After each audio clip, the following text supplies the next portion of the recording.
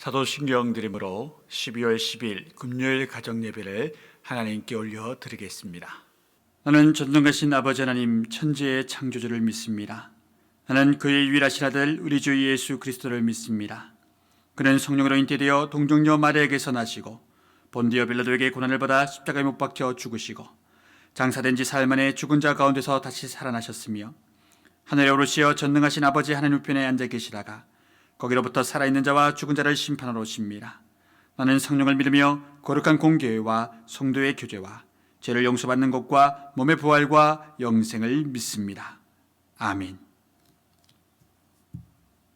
우리 모두 다 함께 이 땅의 항모함을 보소서라는 찬양으로 하나님을 찬양하겠습니다.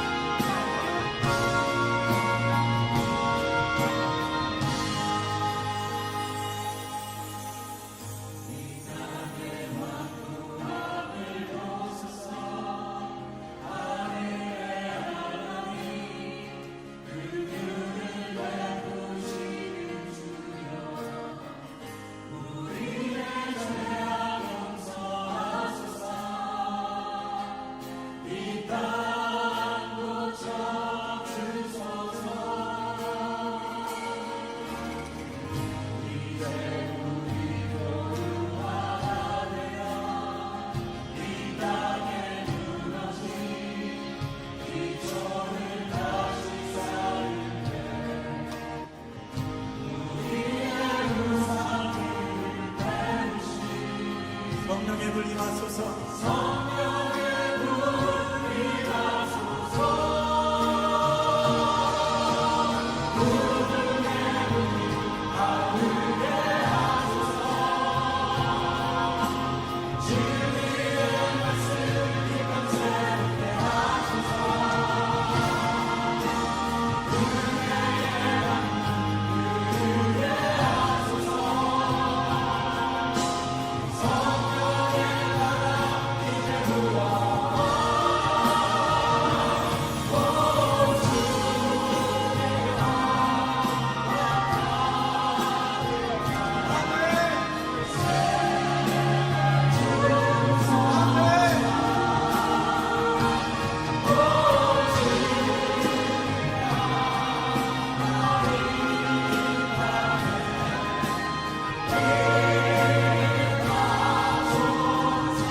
괜찮으신 한번 자리에서 일어나셔서 주님 앞에 서서 고백하겠습니다.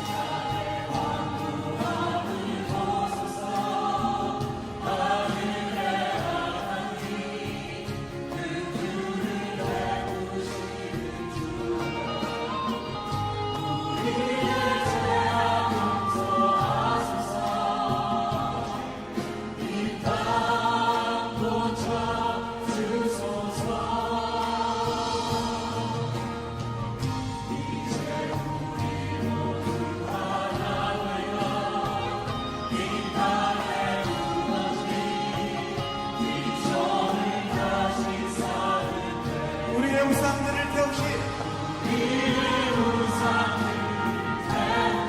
성령의 불이 임하소서.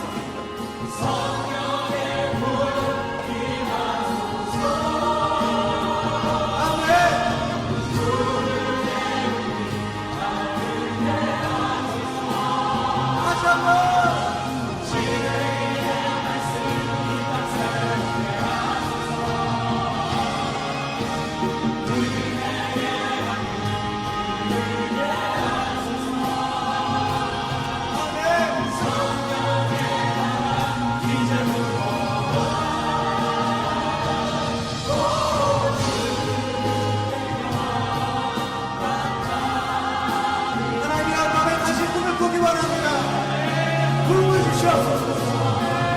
다시 살아나게 도와주시옵소서.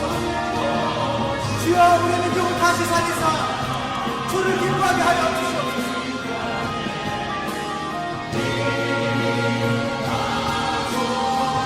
한 번 더. 붕의 불길 타오르게 하소서.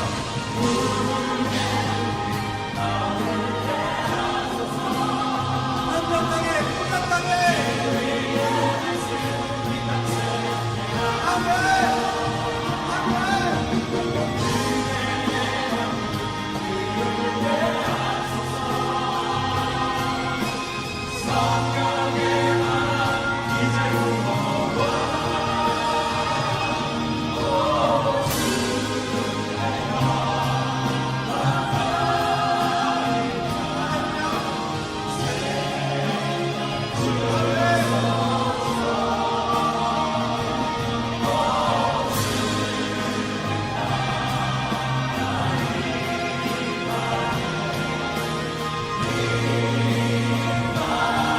마지막으로 한번 더 고백합니다.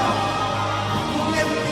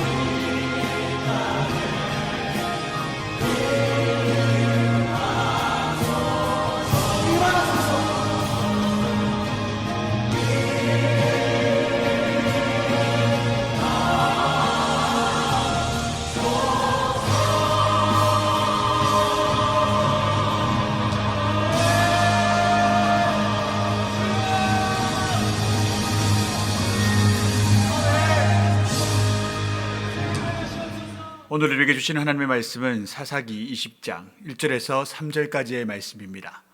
영상을 따라 함께 읽으시겠습니다. 이에 모든 이스라엘 자손이 단에서부터 브엘세바까지와 길르앗 땅에서 나와서 그 회중이 일제히 미스바에서 여호와 앞에 모였으니 온 백성의 어른 곧 이스라엘 모든 지파의 어른들은 하나님 백성의 총회에 섰고 칼을 빼는 보병은 40만 명이었으며 이스라엘 자손이 미스바에 올라간 것을 베냐민 자손이 들었더라. 이스라엘 자손이 이르되 이 악한 일이 어떻게 일어났는지 우리에게 말하라. 사사기 18장에서 21장까지의 말씀은 사사기 1장에 나타난 사사시대 초엽의 시대 상황과 동일한 상황에서 쓰여진 기록 연대가 동일한 그러한 성경 말씀입니다. 사사기 1장에서는 사사시대의 가나안 종복 전쟁이 각 지파별로 어떻게 실패했는지를 보여주고 있습니다. 그러다 18장에서는 그 시대의 단지파의 상황, 어떻게 단지파가 하나님을 떠났으며 하나님의 종복 전쟁 가운데 실패했는지를 보여주게 되고 19장에서는 레위인과 그의 첩이 베냐민 지파 땅에 들어갔을 때 어떠한 비극을 겪게 되는지, 또한 그 비극의 후에 이 잔인한 레위인이 어떠한 방법으로 그 첩의 시신을 훼손하는지까지 나타내주는 말씀들입니다.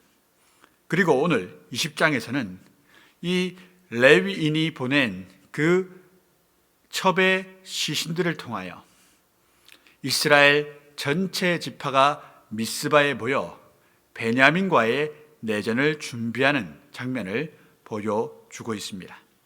오늘 3절의 말씀에 보면 이 살해 사건이 일어난 베냐민 지파가 이스라엘 전체 지파의 총회에 초청받지 못했음을 말해주고 있습니다. 모세의 율법에 따르면 이에 당사자들의 모든 이야기를 다 들은 다음 판결을 하고 재판의 결정을 하게 되어 있습니다. 그런데 베냐민 지파가 이 총회 자리를 초청받지 못하였던 것은 이미 각 지파들이 마음의 뜻을 두고 베냐민을 배척했음을 알 수 있습니다. 그래서 이후에 베냐민 지파가 나머지 지파들을 총회의 결정 사항을 정면적으로 반박하고 절대 그 말을 들어주지 않게 됩니다. 그래서 일어나는 것이 무엇입니까?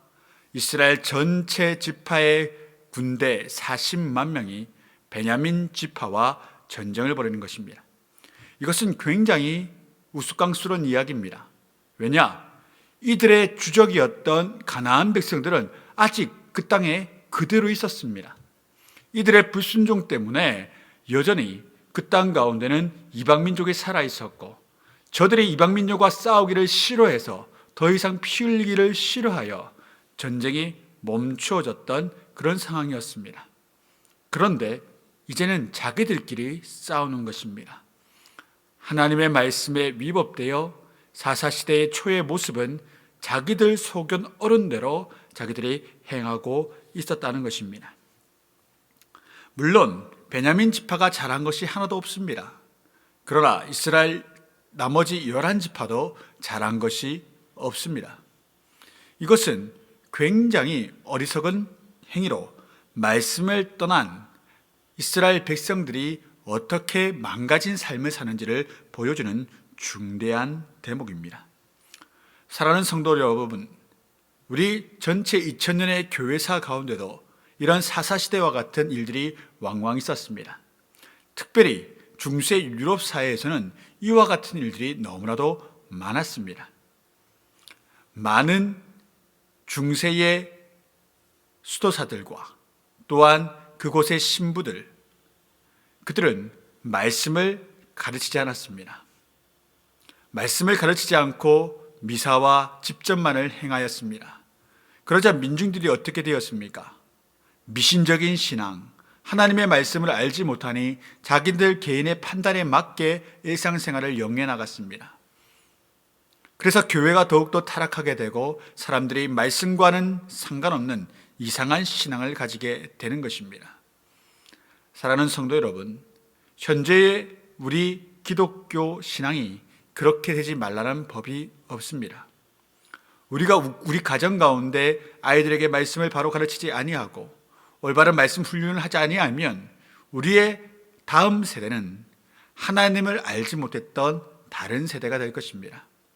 나의 아들에게, 나의 딸에게 하나님의 말씀이 어떠한 말씀인지 정확하게 일러주어야 됩니다. 세상의 그 어떠한 기준보다도 바른 기준인 성경의 기준으로 아이들을 양육하고 사랑해야 합니다. 그러할 때 우리의 다음 세대가 우리보다 나은 세대가 될 수 있는 것입니다. 사사시대의 말씀은 우리에게 그와 같은 말씀으로 교훈합니다.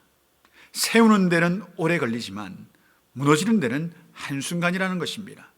그 앞세대가 여호수아의 세대, 모세의 세대였음에도 불구하고 그 다음 세대는 하나님을 알지 못하는 다른 세대가 되었습니다.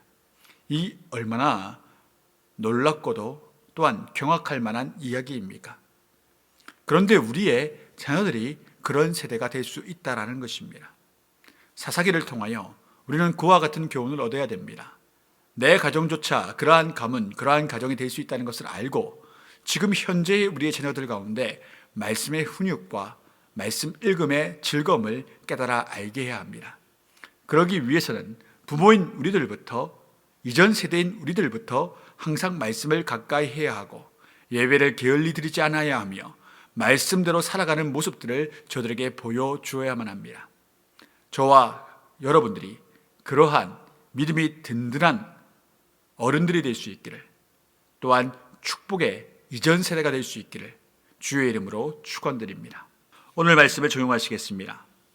사사시대와 같은 시대가 우리 시대가 되지 않도록 기도해 주시고, 우리 다음 세대가 하나님을 기억하지 못하는 다른 세대가 되지 아니하도록 저들을 위해 중보해 주시면 감사하겠습니다.